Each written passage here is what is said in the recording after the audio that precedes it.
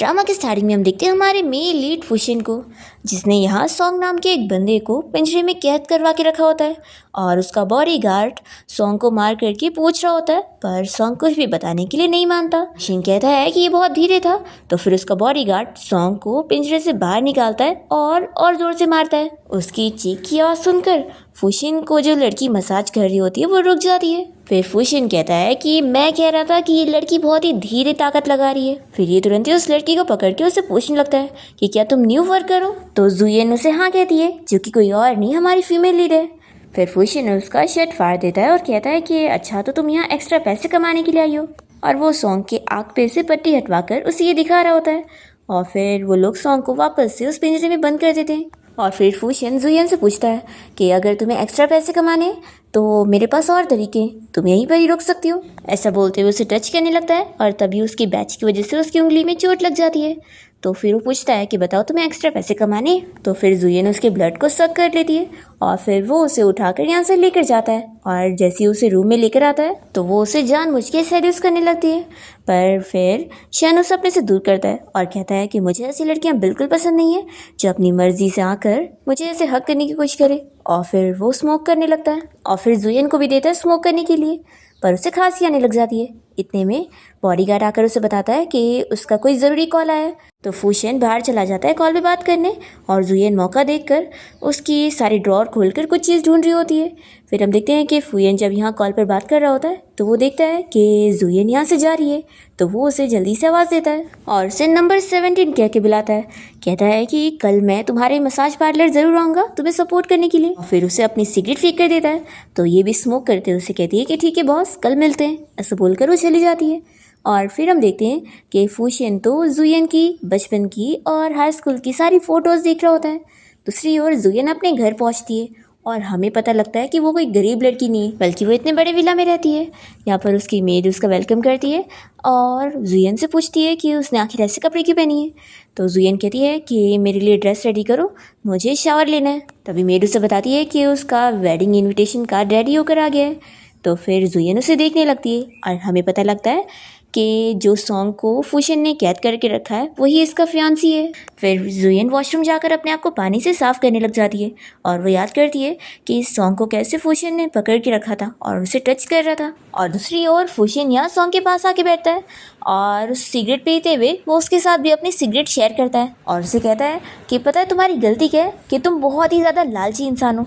मैं अच्छा खासा तुम्हें 2 मिलियन दे रहा था, अगर तुम उसमें मान जाते तो तुम भी खुश होते और मैं भी खुश होता। तुम्हें पता है मेरे लिए पैसे कमाना आसान नहीं है और पैसे कोई हवा से नहीं आते। मैं सही कह रहा हूँ ना? तो चलो अब सब बताओ।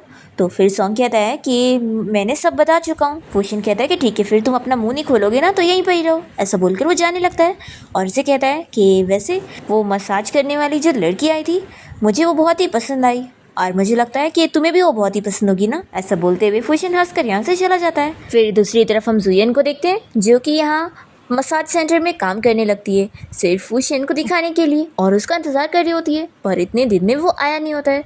तभी इतने में जुयन की कलीग आकर उसे बताती है कि अब उसकी बारी है काम की और इस बार जो क्लाइंट आया है वो बहुत ही बेकार इंसान है, हमेशा लड़कियों को हैरेस करने के पीछे पड़ा होता है। तो फिर जुयन यहाँ उस बंदे के रूम में आती है और वो जुयन की तारीफ़ करने लगता है कि तुम तो कितनी ज़्यादा ब्यूटीफुल हो। और जैसे उसे टच करने लगता है तो जुयन उसे बता देती है कि मैं मिस्टर फुशिन की वुमेन हूँ, तो मुझे हाथ लगाने की सोचो भी मत, नहीं तो फिर तुम बचोगे नहीं। पर इस आदमी को यकीन नहीं होता कि आखिर वो फुशिन को कैसे ही जानेगी। तभी इसे बचने के लिए जुयन इसे मारती है और यहाँ से भागने लग जाती है। तो ये बंदा जल्दी से अपने बॉडीगार्ड्स को उसका पीछा करने बोलता है और फिर उसके गार्ड उसे पकड़ कर इसके कार में ले आते हैं। जुयन कहती है कि तुम्हें यकीन नहीं आ रहा ना कि मैं मिस्टर फुशिन को जानती हूँ, तो रुको मैं अभी उन्हें कॉल करके तुम्हें दिखा देती हूँ। तो फिर ये मान जाता है कि ठीक है कॉल करके दिखाओ, मुझे तो बिल्कुल तुम्हारी बात पर यकीन नहीं है। तभी यहाँ पर जुयन कॉल लगाने लगती है पर वो कॉल उठाता ही नहीं। तो फिर ये बंदा कहता है कि देखा तुम झूठ कह रही थी। वो उसका शर्ट फाड़ने लगता है, पर तभी इतने में फुशिन कॉल उठा लेता है और जुयन कहती है कि तुमने कहा था कि तुम मुझे मिलने आओगे, तो आखिर तुम आए क्यों नहीं? मैं तुम्हारा बस वेट करती रह गई। पर फुशिन की आवाज़ सुनकर भी इस आदमी को यकीन नहीं आता और वो जुयन से कहता है कि तुमने किसी भी बंदे को ढूंढ लियो मेरे सामने मिस्टर फुशिन बनने का प्रिटेंड करवाने के लिए, अब तो मैं तुम्हें और नहीं छोड़ूंगा। इतने में ड्राइवर ब्रेक मारता है तो फिर ये आदमी उसे चिल्लाता है कि तुमने अचानक से कार क्यों रोकी। तो फिर वो बाहर इशारा करता है। हम देखते हैं कि बाहर बहुत सारे गार्ड्स निकल कर आते हैं और वो सभी अम्ब्रेला खोलकर खड़े हो जाते हैं और तभी फुशिन यहाँ पर अपनी एंट्री मारता है और फिर जुयन जल्दी से कार से बाहर निकलती है और वो फुशिन के पास आती है और वो उसे ऐसे हाल में देखकर जल्दी से उसे अपने कोट पहनाता है। फिर ये आदमी डर कर कहने लगता है कि मिस्टर फुशिन, मुझे नहीं पता था कि ये सच में आपकी वुमेन है। ये सुनकर फुशिन खुश हो जाता है कि उसने इसे ये बताई कि वो उसकी वुमेन है। फिर ये आदमी तो माफ़ी मांगे जा रहा होता है तो फुशिन का बॉडीगार्ड उस आदमी को चिल्लाकर यहाँ से निकलने का बोलता है तो वो तुरंत ही अपनी कार लेकर यहाँ से भाग जाता है। फिर फुशिन जुयन से कहता है कि तुमने ये सारी ट्रिक्स खेली मुझसे मिलने के लिए। जुयन उसे याद दिलाती है कि तुमने कहा था कि तुम नेक्स्ट डे मुझसे मिलने आओगे पर पूरा हफ्ता ही नहीं आए। शेन पूछता है कि क्या तुम सच में मेरी वुमेन बनना चाहती हो, तो ये कहती है कि हाँ। तो फिर शेन इसका रीज़न पूछने लगता है तो फिर जुयन उसे सारी नकली कहानी सुनाने लगती है कि मेरी लाइफ बहुत ही सैड चल रही है, मेरे एक स्टेप फादर है और मेरी मॉम है जो कि मुझसे बिल्कुल प्यार नहीं करती और एक स्टेप सिस्टर है जो कि मेरे पीछे पड़ी रहती है, तो ये सारी चीज़ों से मुझे सिर्फ तुम ही बचा सकते हो। ऐसा बोलकर वो उसके पास जाती है और पूछती है कि फिर अब बताओ मिस्टर फू, तुम मुझे अपने घर लेके चलोगे। तो फिर शेन तो इसे दूर कर देता है और कहता है कि मैंने तुम्हें बताया नहीं ना कि तुम मुझे सबसे ज़्यादा तुम्हारे यूनिफॉर्म में ही अच्छी लगती हो। तो फिर ये सुनते ही जुयन अपने कपड़े की तरफ देखने लगती है तो वो कहता है कि अरे ऐसे मत देखो, तुम अच्छी तरीके से जानती हो कि ये वो यूनिफॉर्म नहीं है जिसकी मैं बात कर रहा हूँ, तो मैं उम्मीद करता हूँ कि नेक्स्ट टाइम तुम वो यूनिफॉर्म पहनोगी जो मैं देखना चाहता हूँ। और फिर ये सब बोलते हुए वो उसे अम्ब्रेला पकड़ाता है और कार में आके बैठता है। तो बॉडीगार्ड कहने लगता है कि बॉस, आप इतने दूर से उस लड़की के लिए यहाँ पर आए हुए थे तो क्या आप उसे साथ में लेकर नहीं चलेंगे, आपको डर नहीं है उसे कुछ हो गया तो फिर शैन उसे गुस्से में देखता है तो बॉडीगार्ड सीधा कार चलाकर उसे लेकर जाता है और जुयन बस खड़ी देखती रह जाती है। फिर वो अपने घर आने के बाद अपनी डैड की डायरी देखने लगती है जो कि थोड़ी बहुत जली हुई थी, उसमें एक फ़ोटो भी होता है और उस फोटो को देखते हुए वो सोचती है कि लगता है उसे मेरे बारे में सब पता है लेकिन उसने कुछ बोला भी नहीं और ना कुछ मना किया है, तो आखिर वो करना क्या चाहता है। फिर ये याद करती है कि कैसे वो उसे कह रहा था कि वो उसे उसके यूनिफॉर्म में देखना पसंद करता है। फिर ये सोचती है कि चलो लगता है उसे मेरा ये मसाज पार्लर वाला यूनिफॉर्म पसंद नहीं है, तो अब टाइम आ गया है अपना ड्रेस चेंज करने का। फिर ये तुरंत ही किसी को कॉल लगाती है और कहती है कि मैं सॉन्ग की फियांसी बात कर रही हूँ, मुझे कुछ काम था। और फिर नेक्स्ट हम देखते हैं कि फुशिन कंपनी क्या होता है बोर्ड मीटिंग के लिए और जो सारे शेयर होल्डर आए होते हैं वो उसके साथ एक कॉन्ट्रैक्ट साइन करना चाह रहे होते हैं ताकि आगे चल के कहीं वो कोई प्रॉफिट देने में चीटिंग ना कर दे, तो उन लोग के पास कॉन्ट्रैक्ट होना चाहिए और इसके लिए वो लोग क्या लॉयर को बुलाते हैं और लॉयर कोई और नहीं बल्कि जुयन होती है और फुशिन उसे देखकर खुश हो जाता है। फिर वो उन लोगों को कॉन्ट्रैक्ट पढ़कर सारी डिटेल बताने लगती है और वो फुशिन को अपना बिजनेस कार्ड भी देती है। फिर इसके बाद फुशिन मान जाता है कि ठीक है कॉन्ट्रैक्ट में साइन कर दूंगा और वो जुयन से कहता है कि ठीक है मिस लॉयर, आप मेरे ऑफिस में आ जाना कॉन्ट्रैक्ट साइन करवाने। ऐसा बोलकर वो चला जाता है और फिर इसके बाद हम देखते हैं कि वो जब यहाँ अपने ऑफिस में होता है तो जुयन यहाँ आ जाती है और यहाँ पर फुशिन अपने पौधों को पानी देते हुए उसके ऊपर भी पानी डाल देता है। तो ये कहती है कि लगता है मिस्टर फुशिन को मेरा ये यूनिफॉर्म पसंद नहीं आया। तो शेन कहता है कि पिछला तुम्हारा करियर जो था उससे इस बार का करियर काफ़ी ज़्यादा प्रोग्रेस नहीं कर गया। ऐसा बोलते हैं फुशिन उसके नज़दीक जाता है और उसे कहता है कि आज हम फिर से क्विक क्वेश्चन और आंसर का गेम खेलेंगे उस दिन की तरह। और फिर वो उसका नाम, एज और फिर जॉब पूछने लगता है तो वो उसे बताती जाती है और कहती है कि मैं लॉयर के साथ साथ आपकी मसाज केयरटेकर भी हूँ। तो फिर वो कहता है कि चलो और डीप में क्वेश्चन पूछता हूँ, उस दिन वो मिस्टर सॉन्ग तो तुम्हें याद हो गई, तो क्या तुम मुझे बताओगी कि उसके साथ तुम्हारा क्या रिलेशन है। तो फिर जुयन उसे नहीं बता रही होती है कि वो उसका फियांसी है। इतने में इसे सॉन्ग की मॉम की कॉल आ जाती है तो फुशिन जल्दी से इसका फ़ोन लेकर कॉल रिसीव करता है और सॉन्ग की मॉम जुयन से पूछ रही होती है कि आखिर सॉन्ग मेरा कॉल क्यों नहीं उठा रहा है, वो कहाँ पर है। तो जुयन कहती है कि आंटी आप फिक्र मत करो, वो किसी काम से अब्रॉड गया हुआ है। तो फिर ये सुनते के साथ ही सॉन्ग की मॉम कहती है कि लेकिन मैंने सुनी कि वो कोई प्रॉब्लम में फंस गया है। तो फिर जुयन उन्हें समझा दी है कि आप फिक्र मत करो, वो सेफ़ है और जब उसका काम हो जाएगा तो वो वापस आ जाएगा। तो फिर सॉन्ग की मॉम मान जाती है और कहती है कि वैसे तुम दोनों काम में कितना बिजी रहते हो, आखिर तुम दोनों अब शादी करने का कब प्लान कर रहे हो, मुझे जल्दी से मेरे ग्रैंड चिल्ड्रन देखने। ये सुनते के साथ ही जुयन कहती है कि आंटी अभी मैं बिजी हूँ और वो जल्दी से कॉल कट कर देती है। फिर फुशिन इससे पूछता है कि वो जो सॉन्ग की बात कर रही थी वो वही लड़का है ना जो हम लोग को देख रहा था। पर जुएन तो इसका जवाब देने के बजाय उसे कहती है कि उसका ये इंटरव्यू लेने का मेथड काफ़ी ज़्यादा डिफरेंट है और वो उसे हक करने लगती है। तो फिर जल्दी से फुशिन इसे दूर कर देता है और कहता है कि वैसे मुझे तुम्हारा ये यूनिफॉर्म पसंद आया, तो अब मैं नेक्स्ट टाइम तुम्हें और दूसरा यूनिफॉर्म दूंगा। ऐसा कहकर वो चला जाता है और फिर उसका बॉडीगार्ड यहाँ पर आकर जुएन को एक ड्रेस देता है और कहता है कि बॉस ने कहा है कि आज रात वो आपका इंतज़ार करेंगे। और फिर हम देखते हैं कि जुएन यहाँ नर्स वाले कपड़े पहनकर जब यहाँ पहुँचती है तो फिर बॉडीगार्ड उसे फर्स्ट एड किट भी पकड़ाता है। तो ये कहती है कि क्या पूरी तरीके से एक्टिंग करनी है। तो बताता है कि हाँ, बॉस ने कहा है आज आपको एक एंजल का रोल प्ले करना है और जाकर किसी की फर्स्ट एड करना है। फिर जुएन जैसे ही सॉन्ग के पास पहुंचती है तो वो तो उसे देख के खुश हो जाता है, पर फिर सीसीटीवी कैमरा देखकर वो अपने आप को रोककर पीछे होता है। तो ये कहती है कि उसे ऑलरेडी हम दोनों के रिलेशनशिप के बारे में पता है। जुएन उसे मेडिसिन लगाने लग जाती है और उससे पूछती है कि क्या तुम मुझे बताओगे कि उसने आखिर तुम्हें यहाँ क्यों पकड़ के रखा है। तो फिर ये कहता है कि मैं कोई चीज़ ढूंढ रहा था और उसे पता लग गया। तो जुएन पूछती है कि वो क्या चीज़ है। तो फिर सॉन्ग उसे बताता है कि वो फुशिन का इल्लीगल बैंक अकाउंट है। ये सुनते के साथ ये कहती है कि क्या वो इतना ज़रूरी है कि तुम मुझे उसके सामने ना पहचानने का प्रिटेंड कर रहे थे। तो फिर सॉन्ग कहने लगता है कि तुम मुझ पर यकीन करो, मैं ये सब तुम्हारे लिए कर रहा था। फिर इतने में से रिकॉर्डर में से फुशिन की आवाज़ आती है और वो इसे ऑर्डर देता है कि तुम अब भी मेरे रूम में मुझसे मिलने आओ। तो फिर जुएन यहाँ उसके रूम में आ जाती है और पूछती है कि क्या मिस्टर फुशिन आपकी तबीयत ठीक नहीं है। तो फुशिन इसे अपने पास आने का इशारा करता है और जुएन उसके हाथ की चोट देखकर कहती है कि लाओ मैं इसे ट्रीट कर दूँ। तो फिर वो कहता है कि तुम्हें ये सब भी आता है। जुएन उसे बताने लगती है कि सॉन्ग की मॉम डॉक्टर है और मैं उनके घर में पली बढ़ी हूँ, तो उन्होंने मुझे ये सारी चीज़ें सिखाई है। और फिर वो उसका पल्स चेक करते हुए अपनी स्टोरी भी सुनाने लग जाती है और कहती है कि मेरी और सॉन्ग की फैमिली नेबर्स थे, पर जब मैं छोटी थी तभी मेरे पेरेंट्स की मौत हो गई और तब मेरा ख्याल रखने के लिए ना मेरे पास कोई रिलेटिव था ना फ्रेंड्स, तभी सॉन्ग की मॉम ने मुझे अडॉप्ट करी थी। तो ये कहता है कि यानी सॉन्ग और तुम चाइल्डहुड फ्रेंड हो। तो फिर ये बताने लगती है कि सॉन्ग की फैमिली ने मेरा बहुत ही अच्छे से ख्याल रखा है, उन लोगों ने मुझे पाला और मुझे पढ़ाया भी और उन्हीं की वजह से मैं एक लॉयर बन चुकी हूँ। तो फिर ये कहता है कि अच्छा, तो तुम उनका फेवर रिटर्न करने के लिए सॉन्ग से शादी करने के लिए मानी थी। तो फिर ये बताने लगती है कि जब मैं छोटी थी तो सॉन्ग और मैं स्कूल में भी साथ थे, कॉलेज में भी साथ थे और फिर ग्रेजुएशन के बाद हम दोनों की इंगेजमेंट हो गई। और फिर ये इसका पल्स चेक करने के बाद इसे इसकी बीमारी के बारे में बता देती है कि वो ठीक से सो नहीं पाता है और उसे सपने वगैरह भी आते रहते हैं और वो काफ़ी चक्कर भी फील करता है। इसलिए वो उसका इलाज उसे बताती है कि उसे हेल्दी फूड्स खाना चाहिए और अपनी हेल्थ वगैरह पर ध्यान देना चाहिए। और वो कहती है कि वैसे ये सब तुम जैसे स्ट्रॉन्ग मैन के लिए तो कोई बड़ी बात नहीं है, तुम आसानी से सब कुछ ठीक कर लोगे। फिर फुशिन तो उससे इम्प्रेस हो जाता है और कहता है कि तुम तो अपनी काम में बहुत ही ज़्यादा अच्छी हो। तो ये कहती है कि फिर तो मुझे आपको थैंक्स करना पड़ेगा कि आपने मुझे ये मौका दिया अपना टैलेंट शो ऑफ करने का। तभी फुशिन उससे पूछने लगता है कि अभी जब सॉन्ग ने तुम्हें सबसे पहली बार देखा तो उसने तुम्हें बोला होगा ना कि तुम पुलिस को कॉल करो और उसे बचा लो। तो ये कुछ नहीं कहती है। तो फुशिन कहता है कि अच्छा, तो उसने तुम्हें पुलिस को कॉल करने नहीं बोला, यानी उसका गोल अभी भी अचीव नहीं हुआ है। तो फिर कहती है कि मिस्टर फुशिन आप कहना क्या चाहते हो।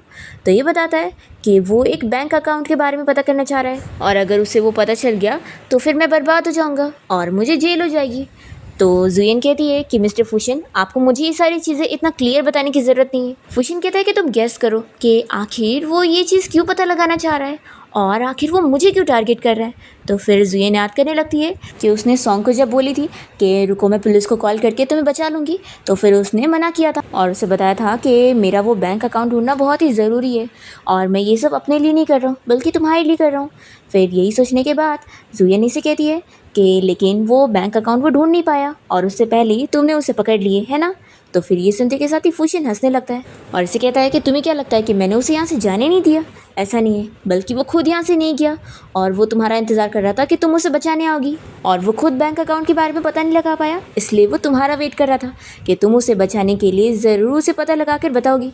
तो फिर ये कहती है कि फिर तो कितनी अच्छी बात है ना कि वो मुझे कितना ज़्यादा हाईली समझता है। तो फुशिन कहता है कि तुम्हें पता है वो ये सब क्यों कर रहा है, क्योंकि वो जानता है कि मैं तुम्हें लाइक करता हूँ।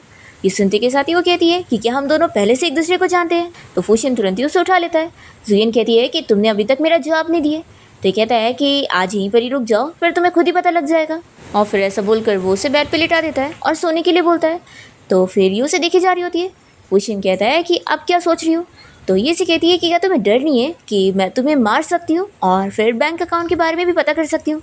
तो फुशियन इसे समझाता है कि इतना ज़्यादा सोचोगी तो नींद नहीं आएगी, और फिर वो उसे लेटने के लिए बोलता है और कहता है कि रुको, मैं तुम्हें बच्चे वाला गाना सुनाता हूँ। तो कहती है कि तुम्हें ये भी आता है। तो ये हंसकर कहता है कि आखिर मैं भी तो एक बार बच्चा था ना। और फिर वो उसे बच्चे वाला गाना सुनाने लगता है और जुयन सो जाती है और वो सपने में अपना बचपन याद करने लगती है। जुयन जब छोटी थी तो उसके डैड की मौत हो गई थी और उनका फ्यूनरल चल रहा था, और हम देखते हैं कि फुशियन भी वहाँ फ्यूनरल में आया हुआ था और वो देख रहा था कि कैसे जुयन की मॉम वहाँ पर उसके डैड की वजह से रोने लग गई थी, और अपनी मॉम को रोता हुआ देखकर वहाँ पर जुयन भी जब रोने लगती है तो फुशियन उसे उठाता है और जुयन उसके लिए उसे थैंक यू बोलकर अपने डैड का फ़ोटो लेकर चली जाती है। और फिर यही वो सपने में देखकर रो रही होती है। फुशियन को ये देखकर बहुत ही बुरा लग रहा होता है कि शायद वो बुरा सपना देख रही है। फिर अपने बचपन का सपना देखते हुए जुयन यहाँ सुबह जागती है और तभी मेड उसके लिए एक ड्रेस लेकर आती है और बताती है कि मैडम आपको ये ड्रेस पसंद आई कि नहीं, ये बॉस ने स्पेशली आपके लिए अरेंज करवाया है। जुयन काफ़ी शौक होती है कि उसे मेरे पसंद का कलर कैसे पता है। फिर वो मेड से इस बारे में पूछती है कि फुशियन आखिर कहाँ है। तो फिर मेड बताती है कि वो अभी घर पे नहीं है और वो ऑलरेडी सुबह ही चले गए। तो फिर इसके बाद फुशियन मेड को ब्रेकफास्ट रेडी करने के लिए बोलती है और वो यहाँ सॉन्ग से मिलने पहुँचती है उसके लिए ब्रेकफास्ट लेकर और उसे खिलाने लग जाती है। तो फिर वो उसे पूछता है कि फुशियन ने क्या कल रात तुम्हारे साथ कुछ किया। तो वो इसे बताती है कि उसने मुझे गाना सुनाया और जो तुम बैंक अकाउंट के बारे में मुझे पता करने के लिए बोल रहे थे उसे इस बारे में पहले से पता है। तो ये सुनकर ये डरने लगता है कि क्या वो अभी भी इन लोग की बातें सुन रहा होगा। तो ये कहती है कि डरो मत, उसने हमारी बातें नहीं सुना है बल्कि सब कुछ गैस कर लिया, और उसने मुझे बताया कि उसने तुम्हें जाने भी दिया था पर तुम खुद नहीं गए और तुम जानबूझ के मेरा वेट कर रहे थे कि मैं तुम्हें बचाने आऊँगी। तो फिर वो उसे कहता है कि मुझे ये चीज़ हमेशा से पता थी कि तुम अपने डैड की वजह से अपसेट रहती थी और सभी को लगता है कि तुम्हारे डैड फुशियन की फैमिली के साथ मिले हुए थे उनके गलत काम में, लेकिन मुझे बिलीव है कि तुम्हारे डैड ऐसे टाइप के नहीं थे और मुझे पता था कि तुम अपने डैड के बारे में सारा सच पता लगाना चाहती थी, इसलिए मैं तुम्हारी हेल्प कर रहा था और मैं इतना ही कुछ कर सकता हूँ। तो फिर ये कहती है कि आखिर तुमने मुझे इस बारे में पहले क्यों नहीं बताया। तो सॉन्ग कहता है कि मैं डर रहा था कि तुम मेरी फिक्र करोगी। तो फिर ये कहती है कि हम दोनों साथ बड़े हुए और मैं नहीं चाहती कि तुम मेरी वजह से कोई खतरे में पड़ो, तो मैं तुम्हें कोई प्रॉब्लम में नहीं डालूंगी। ऐसा बोलकर फिर वो खुद ही जाती है फुशियन के ऑफिस में और वहाँ पर वो चीज़ें ढूंढ रही होती है पर इसे कुछ भी क्लू नहीं मिलता है। फिर इसके बाद वो वापस से जब सॉन्ग से मिलने जाती है तो देखती है कि वो यहाँ पिंजरे में है ही नहीं। तभी मेड उसे बताती है कि वो सुबह यहाँ पे क्लीनिंग करने आई थी और यहाँ पर कोई भी नहीं था। फिर इतने में यहाँ बॉडीगार्ड आता है और उसे बताता है कि मिस्टर फुशियन ने उसे ऑलरेडी रिलीज़ कर चुके हैं। फिर इसके बाद ये इस बारे में पता करने के लिए कॉल लगाती है कि आखिर सॉन्ग घर पहुंचा कि नहीं, और फिर वो उसकी मॉम से मिलने जाती है और उसकी मॉम टाइम देखते हुए कहने लगती है कि आखिर वो अभी तक आ क्यों नहीं रहे और वो सॉन्ग के लिए परेशान हो रही होती हैं। तो फिर जुयन कहती है कि आप इंतज़ार करो, मैं आती हूँ, और फिर वो किचन में जाकर सॉन्ग को कॉल लगाने की कोशिश करती है पर उसका फ़ोन स्विच ऑफ बताता है। तो फिर ये कहती है कि आंटी मैं अभी बाहर से आती हूँ, और फिर जुयन सीधा फुशियन की कार के पास पहुंचती है और उसे पूछने लगती है कि सॉन्ग कहाँ पर है। तो फिर उसका बॉडीगार्ड बताने लगता है कि मैंने बोला था ना कि मिस्टर फुशियन ने ऑलरेडी उसे जाने दे दिए। फिर ये बताती है कि लेकिन वो अभी तक घर नहीं आया। तो बॉडीगार्ड चिल्ला कर कहता है कि क्या फिर मिस्टर फुशियन उसे पर्सनली घर तक छोड़ने जाएंगे, उसके क्या हाथ पैर नहीं है। पर फिर यहाँ जुयन अभी भी फिक्र कर रही होती है तो फुशियन उससे कार में बैठने के लिए कहता है और उसे लेकर जाता है। दूसरी ओर हम देखते हैं कि सॉन्ग यहाँ पर फुशियन के शेयर होल्डर से मिलने यहाँ क्लब में आया होता है और हमें पता चलता है कि फुशियन के पास कैद रहने की तो इसकी सारी एक्टिंग थी। ये शेयर होल्डर मिस्टर जेनी से कहता है कि सच में तुम तो कितने ज़्यादा स्ट्रांग निकले, और वैसे ये बताओ तुम्हें इस बारे में पता कैसे चला कि वो फुशियन तुम्हारी फियांसी में इंटरेस्टेड है। तो सॉन्ग कहता है कि ये बहुत ही लंबी कहानी है और वो इसे जुयन के डैड का जैसे नाम बताता है। तो फिर मिस्टर जेन कहने लगता है कि मैंने सुना था कि फिर तो ये मिस्टर शू जो था वो फुशियन के डैड के साथ काम करता था उनके लीगल बिजनेस में, और फिर एक दिन फुशियन के डैड ने उसे फैक्ट्री में जला के मार दिया। तो फिर सॉन्ग कहने लगता है कि क्या आपको इस बारे में और पता है। तो फिर ये कहता है कि नहीं तो मैं तो अभी कंपनी में नया नया आया हूँ, मुझे कैसे पता होगा। सॉन्ग इसे अपना प्लान बताने लगता है कि हमें जो फूशन के इलीगल बैंक अकाउंट के बारे में पता करना है, उसके बारे में पता करने के लिए सिर्फ जुयन हमारी हेल्प कर सकती है, क्योंकि सिर्फ वही इकलौती है जो फूशन के क्लोज जा सकती है। तो मिस्टर जैन इसकी तारीफ़ करता है कि सच में तुम कितने ज़्यादा स्ट्रांग हो, तुम्हारा एम बहुत ही अच्छा है, तुमने पावर पाने के लिए अपनी फियांसी को भी सेक्रीफाइस कर दिए। तो सॉन्ग कहता है कि आखिर मैं बड़ी चीज़ को देखूंगा ना, वैसे भी लड़कियां तो हर जगह। और फिर यही सब बातें करके वो ड्रिंक कर रहा होता है और तभी हम देखते हैं कि सॉन्ग यहाँ फूशन के साथ गेट पर खड़े होकर इन लोग की सारी बातें सुन लेती है। और फिर उसके बाद वो अपसेट होकर बाहर आती है और फूशन से पूछती है कि क्या तुम्हारे पास सिगरेट है। तो फिर ये उसे दे देता है और ये स्मोक करने के बाद उससे पूछती है कि तुम्हें यानी सब कुछ पहले से पता था ना, और तुम बस देख रहे थे कि मैं कैसे फूल की तरह उसे बचाने में हेल्प कर रही हूँ। तभी फूशन जल्दी से जुयन को जाने से रोकता है और उसे कहता है कि मैं तुम्हें इसी वक्त अपनी मॉम से मिलवाने के लिए लेकर चल रहा हूँ। और फिर वो उसे कार में बैठा कर सीधा अपने घर ले आता है और अपनी मॉम और डैड की फ़ोटो के सामने लाता है। तो फिर जुयन को पता लगता है कि तुम्हारी मॉम मर चुकी है। तो ये पूछती है कि क्या वो बीमार थी, तो ये बताता है कि नहीं, उन्होंने खुद की जान ले ली, क्योंकि मैं प्रेसिडेंट बनना चाहता था, तो मेरी मॉम को डर था कि मैं भी अपने डैड के जैसा बन जाऊंगा। ये सुनकर जुयन शॉक हो रही होती है। तो फिर वो कहता है कि अरे मैं मजाक कर रहा हूँ, वो बीमार थी और 6 महीने के अंदर ही वो चली गई। फिर फूशन अपनी मॉम से जुयन को इंट्रोड्यूस कराने लगता है और कहता है कि मॉम देखो, मैं अपने साथ जुयन को लेकर आया हूँ। और फिर वो उसका नाम, एज और प्रोफेशन भी बताने लगता है कि ये एक लॉयर है। और फिर वो उसके मॉम डैड के बारे में बताने लगता है कि जुयन की मॉम एक डॉक्टर थी और जुयन के डैड एक इंस्पेक्टर थे। ये सुनकर वो भी शॉक हो रही होती है कि इसे ये सब पता है। फूशन यहाँ बहुत ही खुश होकर अपनी मॉम को बताने लगता है कि मॉम, मैं इसे पसंद करता हूँ और मैं इससे शादी करना चाहता हूँ, तो आप हाँ कहेंगी ना। फिर वो इसे जवाब देता है कि मेरी मॉम हाँ बोल रही है। जुयन कुछ नहीं कह रही होती है। तो फूशन कहता है कि मैं जानता हूँ कि मैं तुम्हें ऐसी जगह पे प्रपोज कर रहा हूँ, लेकिन देखो अब मैंने तुम्हें अपने पेरेंट्स से मिलवाया ना, तो अब तुम्हारी बारी है कि तुम भी मुझे अपने पेरेंट्स से मिलवाओ। तो फिर ये बताने लगती है कि मेरे डैड की एशेस को तो नदी में डाल दिया गया था, और फिर मेरी मॉम ने भी मरने से पहले नोट लिख कर गई थी कि वो भी मेरे डैड के साथ ही जाना चाहती है, तो इस वजह से उनकी कोई ग्रेव नहीं है जहाँ पर मैं जा सकूँ। बस हाँ, मेरे पास अपने डैड की एक चीज़ है। फिर वो पर्स में से कुछ निकालने जा रही होती है। तो फूशन से कहती है कि डरो मत, मैं तुम्हें बंदूक से मारने वाली नहीं हूँ। फिर वो यहाँ अपने डैड की डायरी निकाल कर इसे दिखाती है और कहती है कि जब तक मेरे पास ये डायरी रहती है तब तक मुझे एहसास होता है कि मेरे पेरेंट्स मेरे साथ ही है, और जब मुझे उनसे बात करना होता है तो मैं इसे पढ़ लेती हूँ। फिर फूशन इस डायरी को रखकर जुयन के मॉम डैड से बात करने लगता है और कहता है कि मैं जानता हूँ कि आप दोनों एक दूसरे को पहले से जानते थे, और कोइंसिडेंटली मैं आपकी बेटी जुयन को पसंद करता हूँ और मैं उसका ख्याल रखना चाहता हूँ और उसे शादी करना चाहता हूँ। और फिर वो अपने पास से एक जेड पेंडेंट निकालता है और इसे देते हुए कहने लगता है कि मैंने वेडिंग रिंग की तैयारी तो नहीं किया, लेकिन इसे तुम अपने पास रखो मेरा वेडिंग प्रपोजल के तौर पे। तो जुयन कहती है कि आधी रात को तुम मुझे यहाँ पर शादी के लिए प्रपोज करने आए थे और मुझे लगा था कि तुम मुझे कुछ और बताओगे। फूशन कहता है कि मेरे पास और कुछ कहने के लिए नहीं है। तो ये कहती है कि तुम शुरू से जानते थे ना मैं कौन थी, और तुम सब जानते थे कि सॉन्गचुंग ने तुम्हें क्यों अप्रोच किया। तो फूशन इसे बताता है कि वो खुद कुछ नहीं पता लगा पाया, तो उसने चालाकी से तुम्हें मेरे पास भेज दिया, लेकिन उसने लिमिट क्रॉस कर दिया। उसे तुम्हें डायरेक्टली बता देना चाहिए था कि शायद तुम्हारे डैड की मौत का मेरे डैड से लेना देना है, तो तुम खुद यहाँ मुझे इन्वेस्टिगेट करने के लिए आ जाती, लेकिन उसने सबसे स्टूपिड तरीका आजमाया, और उसकी ये सारी हरकतों से ये प्रूव होता है कि वो तुमसे प्यार नहीं करता है और वो बस तुम्हारा यूज़ कर रहा है। तो ये कहती है कि वो मुझसे प्यार करता है कि नहीं करता, इसका ये मतलब नहीं है कि मैं अपने दुश्मन के बेटे से शादी करूंगी। इतने सालों से मेरे डैड के ऊपर झूठा इल्ज़ाम लगा हुआ था कि वो तुम्हारे डैड जैसे रिच बिजनेसमैन के साथ मिलकर इलीगल काम कर रहे थे, और उसके बाद मेरे डैड को चुप कराने के लिए उन्हें मार दिया गया, और उसके बाद मेरी मॉम की भी मौत हो गई, और अब ये सब के बाद तुम यहाँ पर आकर मुझे शादी के लिए प्रपोज कर रहे हो। तो तुम्हें क्या लगता है कि तुम पागल हो गई हो या मैं पागल हो गई हूँ। और फिर ये सब बोलकर जुयन रो रही होती है। तो फूशन उसके गाल पे किस करता है और कहता है कि मैंने सोचा था कि तुम उस बैंक अकाउंट के बारे में पता लगाना चाहोगी और अपने डैड के बारे में सारा सच जानना चाहोगी, तो इसके लिए तुम मुझसे शादी कर लो और मेरे साथ रहो। तो फिर जुयन इस पर कुछ नहीं कहती है, और दोनों जब कार से जा रहे होते हैं तो जुयन बीच रास्ते में कार रोकने के लिए बोलती है। बॉडीगार्ड कहता है कि ये सही रास्ता नहीं है कार रोकने के लिए, तो भी वो चिल्ला कर रोकने के लिए बोलती है। और फिर फूशियन से कहती है कि मैं तुम्हारी तरह पागल नहीं हूँ और मेरे पास कोई रीज़न नहीं है अपने डैड की खूनी के बेटे से शादी करने का। तो फूशियन कहता है कि मेरे डैड पर अभी सिर्फ शक गया है और वैसे भी मेरे डैड तो उस वक्त कितने बीमार थे और उन्होंने टेम्पल जाना शुरू कर दिए थे और सारे बुरे काम छोड़ दिए थे, तो मेरे डैड ये बिल्कुल नहीं कर सकते।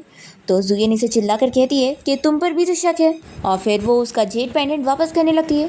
तो ये कहता है कि मैं एक बार दी हुई चीज़ वापस नहीं लेता हूँ और क्या पता तुम बाद में अपना माइंड चेंज कर लो। तो फिर ये कुछ नहीं कहती और यहाँ से कार से निकल कर चली जाती है। और फिर जुयन जब अम्ब्रेला लेकर जा रही होती है तो फूशियन उसे देखते हुए छोटी वाली जुयन को याद करने लगता है, जो कि स्कूल टाइम पर जब ऐसे जाया करती थी तो स्कूल के कुछ लड़के उसे बुली करने लग जाया करते थे और उसे कहते थे कि उसके डैड बहुत ही बुरे इंसान थे, तभी तो फिर वो मर गए और उसकी मॉम भी इसी वजह से मर गई। जुयन उन्हें कह रही है कि मेरे डैड एक बहुत ही अच्छे इंसान थे और वो बहुत ही अच्छे ऑफिसर थे, पर ये सारे बच्चे जुयन पर बिलीव नहीं करते और उसे धक्का दे देते हैं।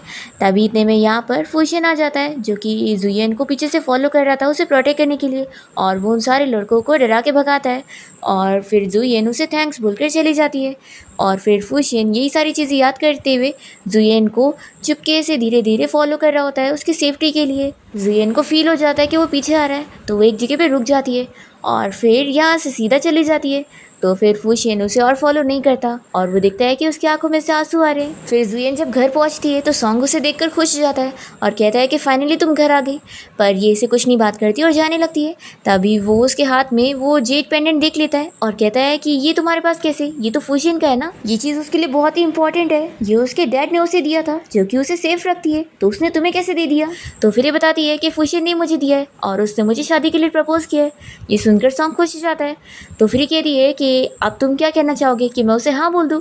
तो फिर ये कहता है कि हाँ, ये बहुत ही अच्छा मौका है, तुम उससे शादी कर लो। और जुयन, ये बहुत ही अच्छा मौका है, इस बात का फ़ायदा उठाओ कि वो तुम्हें लाइक करता है और इस मौके को हाथ से मत गवाओ।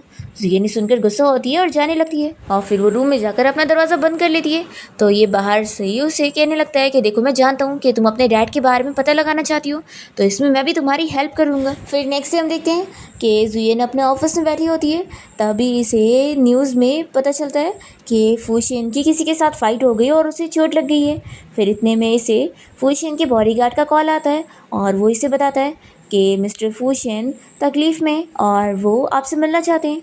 तो फिर जुयन उससे मिलने के लिए मान जाती है और जब वो यहाँ फूशियन के घर के बाहर पहुँचती है तो बॉडीगार्ड बाहर ही उसका वेट कर रहा होता है और उसे बताने लगता है कि मिस्टर फूशियन अंदर है, आप उनसे मिलने जाओ, वो आपका वेट कर रहे हैं। तो फिर ये अंदर आ जाती है और फिर ये उसके पास जैसी जाती है तो ये देखकर शॉक हो जाती है कि उसे कितनी ज़्यादा चोट लगी है। उससे पूछती है कि आखिर तुम हॉस्पिटल क्यों नहीं जा रहे हो। तो फिर कहता है कि हॉस्पिटल काफ़ी दूर है और जाते वक्त ही मैं मर जाऊंगा। तो जुयन कहती है कि लो, मैं तुम्हारी हेल्प करती हूँ तुम्हारा ट्रीटमेंट करने में। तो ये देखकर वो कहता है कि तुम्हें वेस्टर्न मेडिसिन भी आती है। जुयन उसकी चोट पर मेडिसिन लगाते हुए उससे पूछने लगती है कि आखिर तुम्हें ये चोट कैसे लगी, क्योंकि तुमने वो अपना लकी वाला जेड पेंडेंट मुझे दे दिए इसलिए।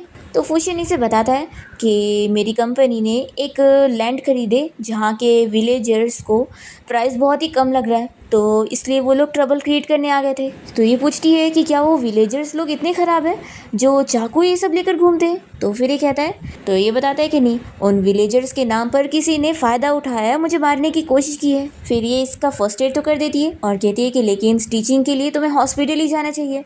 तो फिर ये कहता है कि नहीं, तुम ही कर दो।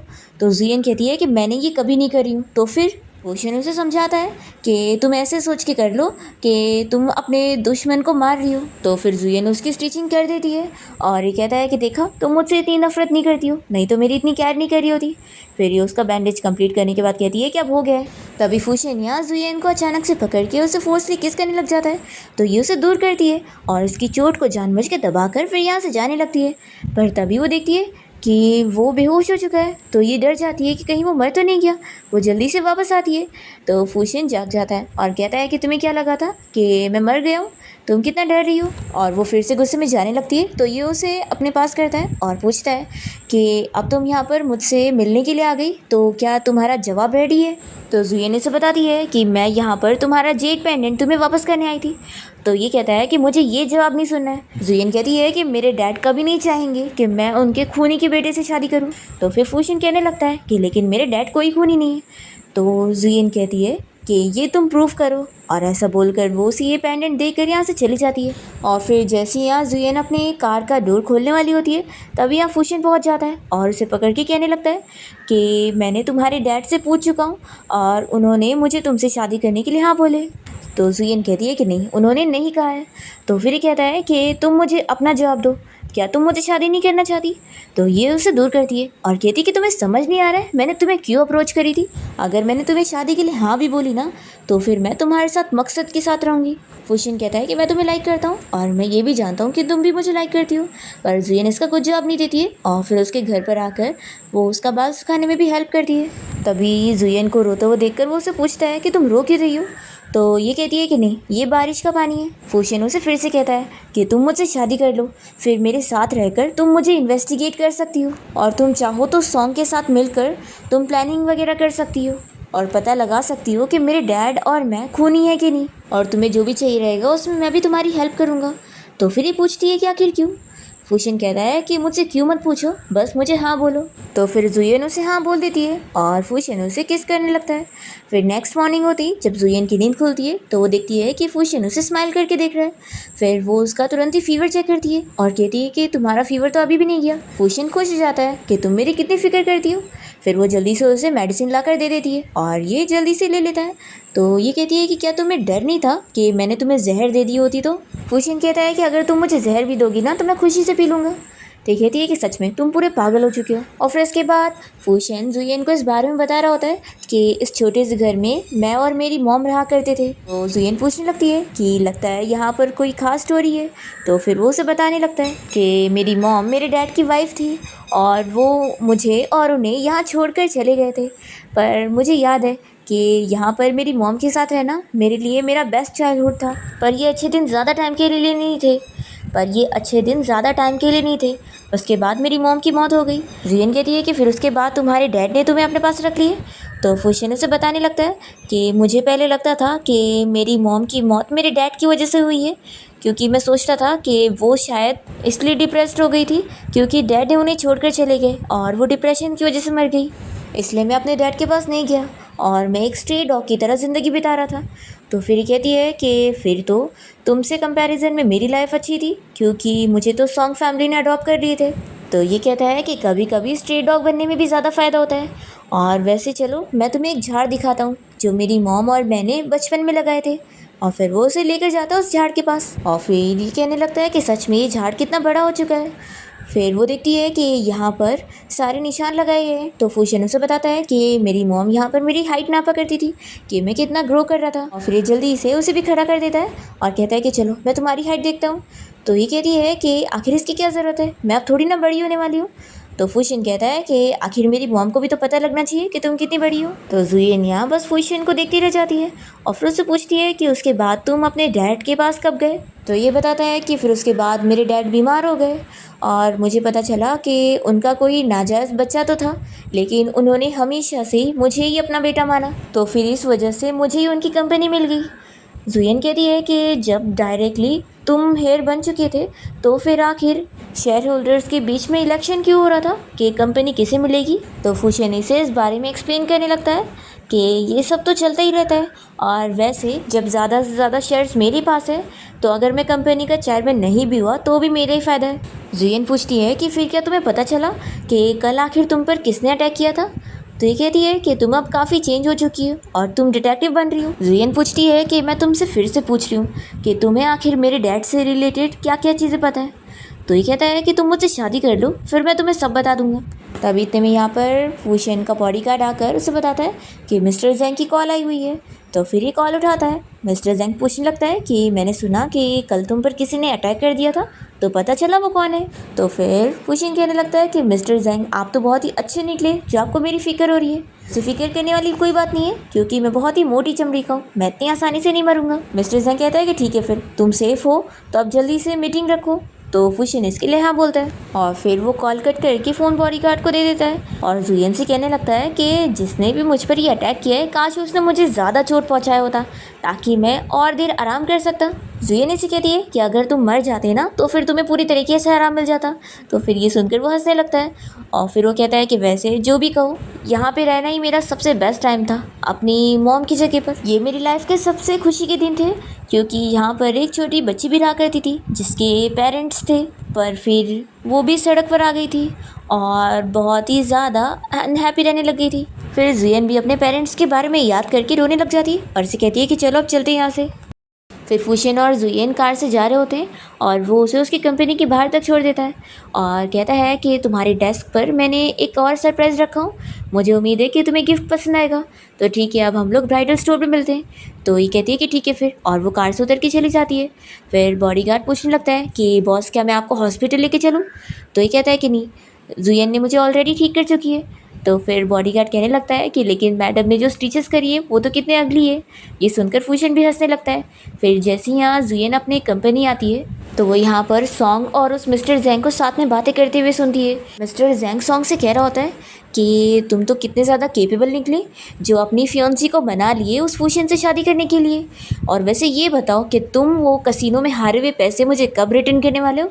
तो फिर ये कहने लगता है कि एक बार सॉन्ग को उस फुशिन से शादी कर लेने दो, फिर वो जब उसकी सारी प्रॉपर्टी उसे छीन लेगी तो हम उस फुशिन को तो जेल भेज चुके होंगे और वो सारी प्रॉपर्टी हम खुद ले लेंगे और वो मैं आपको दे दूँगा। तो मिस्टर जैंग को ये आइडिया बहुत ही पसंद आता है। फिर इसके बाद हम देखते हैं कि जुयन ब्राइडल स्टोर पहुंच जाती है और वो वेडिंग ड्रेस ट्राई कर रही होती है।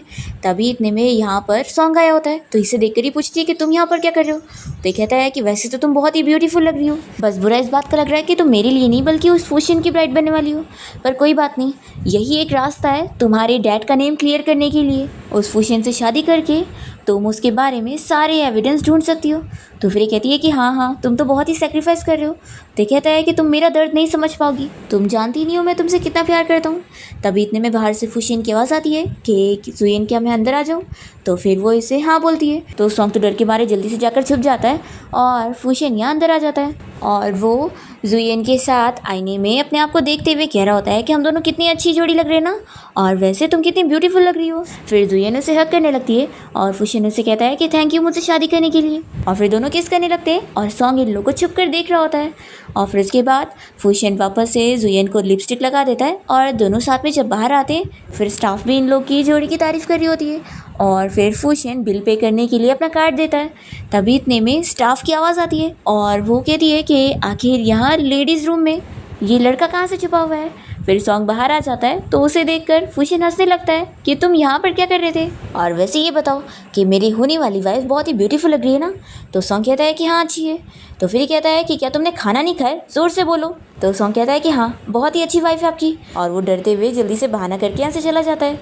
फिर फुशिन जुयन के पास आता है और उसे कहता है कि मुझे नहीं पता कि तुमने उसके साथ मिलकर क्या प्लान बनाई होंगी, लेकिन मैं बस तुमसे एक ही चीज़ कहना चाहता हूँ कि जो इंसान अपनी फियांसी को बेच सकता है वो कभी भी उससे प्यार नहीं कर सकता, तो इतना तुम याद रखना।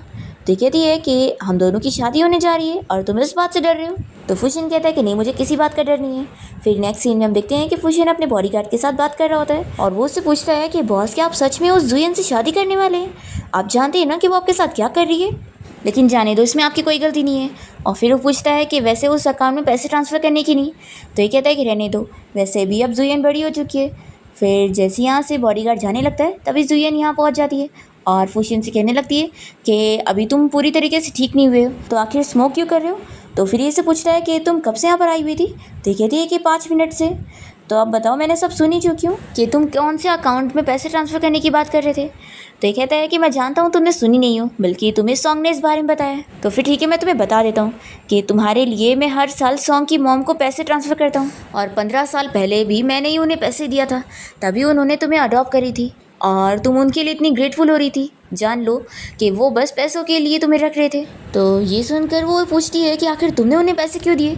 तो ये कहता है कि ये समझ लो कि मेरे पास बहुत पैसे थे। जुयन इस बात पर बहुत ही गुस्सा हो जाती है कि आखिर तुमने ऐसा क्यों करे, मेरे साथ तो मजाक बन चुका है, जिन लोगों ने मुझे पाले हैं उन लोगों ने भी पैसे के लिए सब करे। तो मुझे सच बताओ कि मेरी फैमिली को मारने के पीछे तुम्हारी फैमिली मास्टरमाइंड है। फुशिन कहता है कि मुझे पता है तुम्हें सब कुछ सच जानना है, तो ठीक है, जिस दिन हमारी शादी होगी तो उस दिन मैं तुम्हें सब बताऊंगा। फिर हम देखते हैं कि फाइनली दोनों की वेडिंग वाला दिन आ जाता है और जब दोनों एक दूसरे को रिंग पहना कर वेडिंग कंप्लीट कर लेते हैं तो जुयन तुरंत ही उससे पूछने लगती है कि अब मुझे बताओ जो तुमने कहा था कि तुम वेडिंग के बाद बताओगे। तो फिर वो उसे बताता है कि जिस दिन जुयन के डैड की मौत हुई थी उस दिन फूशियन के डैड ने उसे फैक्ट्री में आने बोले थे, और जब वो वहाँ पर पहुँचा था तभी अचानक से आग लग गई थी, और वहाँ पर कोई एक पर्सन था जो कि उसके डैड थे और वही वहाँ पे मर गए थे। जुयन ये जानकर उसे पूछती है कि क्या तुम्हारे डैड ने वो आग लगाए थे। तो वो कहता है कि बिल्कुल नहीं, तुम मुझ पर यकीन रखो और हम दोनों साथ में मिलकर इस बारे में इन्वेस्टिगेट करेंगे। तो फिर ये तो यहीं पर ही गुस्सा होने लग जाती है, पर फूशियन कैसे भी करके उसे किस करते हुए उसे संभालता है और फिर उसे साथ में लेकर यहाँ से जाता है। और फिर हम देखते हैं कि जुयन यहाँ वेडिंग रूम के बाहर खड़ी होती है और ड्रिंक कर रही होती है। तभी इतने में यहाँ पर इसके पास सॉन्ग पहुँच जाता है और वो इससे बातें करने लगता है और इसका फेस भी टच करने जा रहा होता है।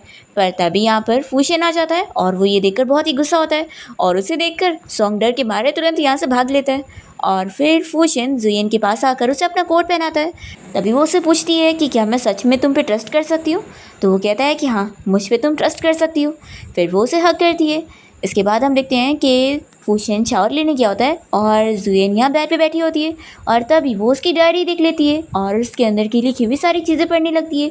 और इस डायरी को पढ़ने के बाद जुयन को पता लगता है कि फूशियन उसे बचपन से ही फॉलो कर रहा है और तभी से ही वो उसे लाइक किया करता था और उसकी हर चीज़ नोटिस किया करता था। ये पढ़कर वो काफ़ी ज़्यादा खुश होती है। तभी फूशियन बाहर आता है और वो कहता है कि अरे तुम्हें तो मेरा सारा राज पता चल गया। और फिर दोनों रात में साथ में अच्छा टाइम स्पेंड करते हैं। नेक्स्ट मॉर्निंग जुयन अपने मॉम डैड से बात कर रही होती है और उनसे कह रही होती है कि मैंने फूशियन से शादी कर ली हूँ, लेकिन मुझे सारा सच पता लगाने में बहुत ही डर लग रही है और ये पहली बार है कि मैं आप लोगों की मौत के बारे में पता लगाने को डर रही हूँ। तभी फूशियन यहाँ पर आ जाता है और कहता है कि चलो ब्रेकफास्ट रेडी है।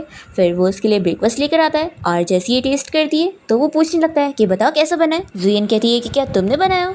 तो फूशियन कहता है कि हाँ, पता है 2 घंटे लगे इसे बनाने में। तो फिर ये कहने लगती है कि कहीं अंदर तुमने कोई शेफ़ को तो नहीं छुपाए हुए उसे बनाने के लिए। फूशियन कहता है कि इसका ये मतलब है ना कि बहुत ही टेस्टी बना है। तो ये कहती है कि मुझे लगा नहीं था कि तुम जैसे विलेन के अंदर मल्टी टैलेंट होगा। तो फिर वो अपनी तारीफ सुनकर खुश हो रहा होता है। तभी यहाँ फूशियन का बॉडीगार्ड आता है और उसे हनीमून ट्रिप पर जाने के लिए कुछ टिकट्स वगैरह देता है। फिर फूशियन जुयन से पूछता है कि तुम कहाँ पर चलना चाहोगी हनीमून के लिए। तो फिर वो कहती है कि अभी मैं ये सब जगह पे जाने के लिए इंटरेस्टेड नहीं हूँ। तो फिर वो कहता है कि कोई बात नहीं, जब तुम रेडी होगी तो फिर हम चलेंगे। तो जुयन इसे बताती है कि मैं सॉन्ग के घर पे जा रही हूँ कोई काम से, और ऐसा बोलकर वो चली जाती है। फिर फूशियन सोचता है कि उसने ब्रेकफास्ट भी नहीं खाई जबकि इतना टेस्टी तो है।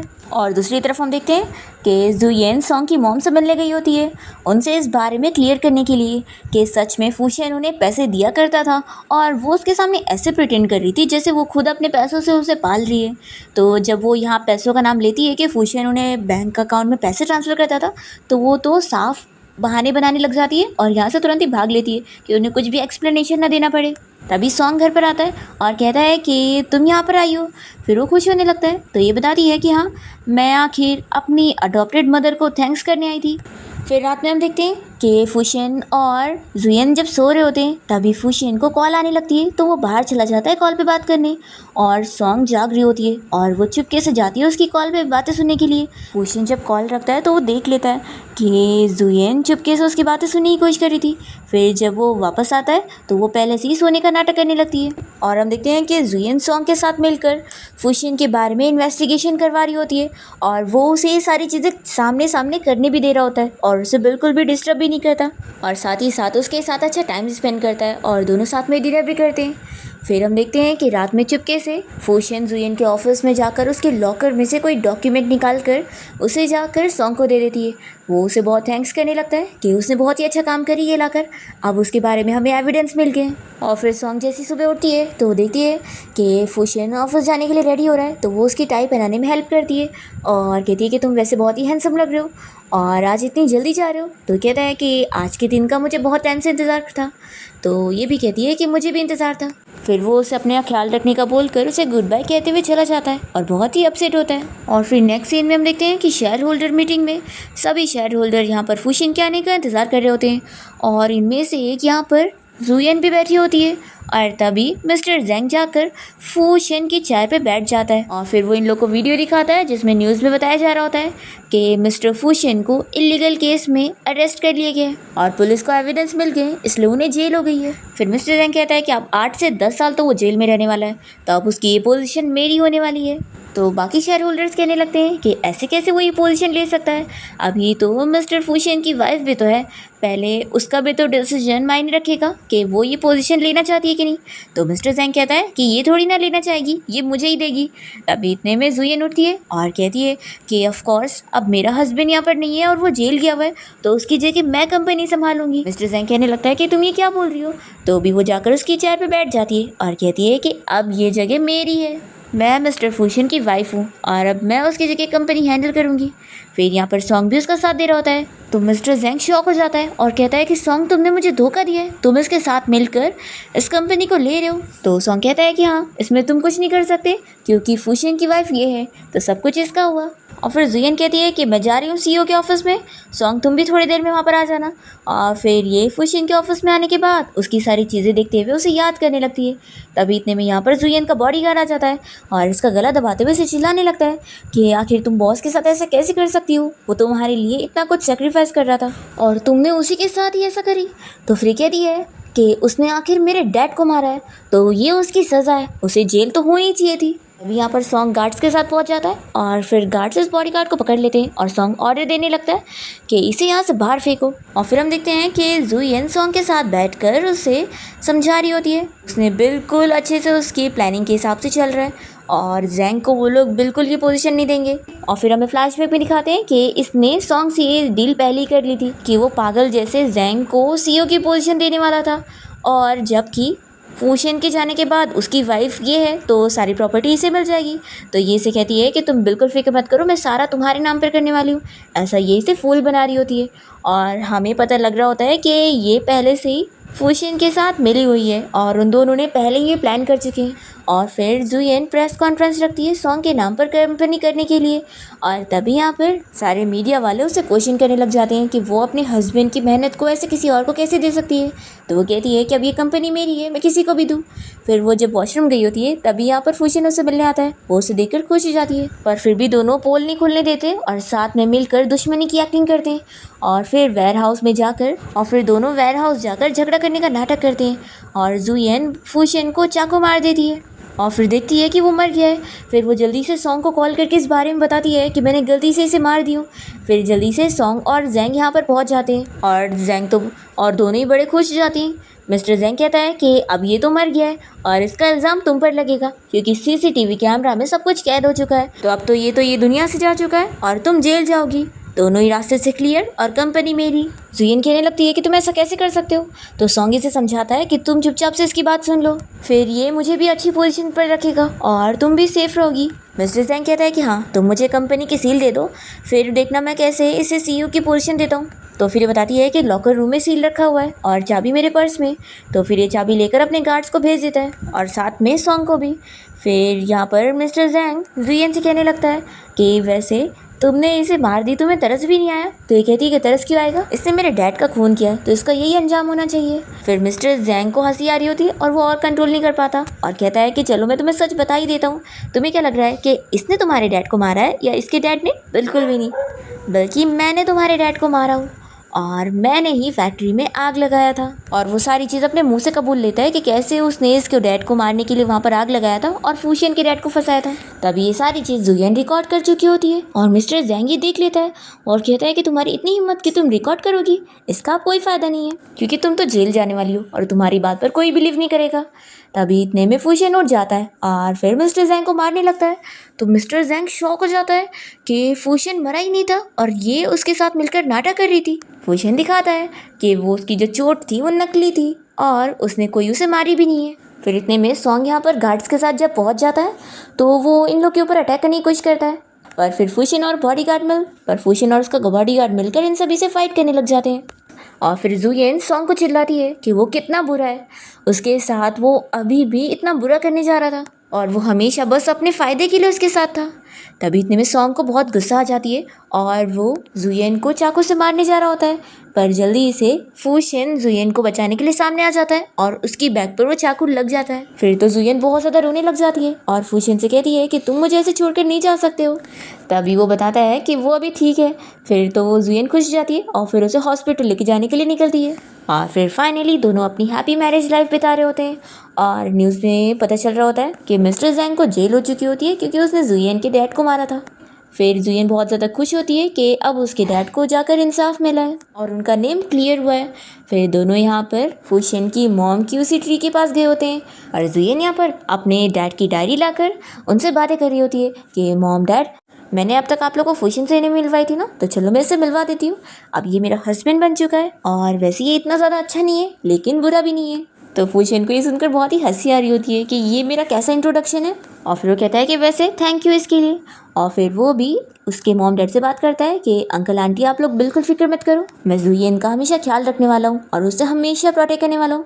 तो वो कहती कि तुम भूल गए, अब अंकल आंटी नहीं बल्कि मॉम डैड। तो फिर फूशिन वापस से उनको मॉम डैड बोलते हुए अपने आप को इंट्रोड्यूस करने लगता है। इसी के साथ इस ड्रामा की हैप्पी एंडिंग हो जाती है।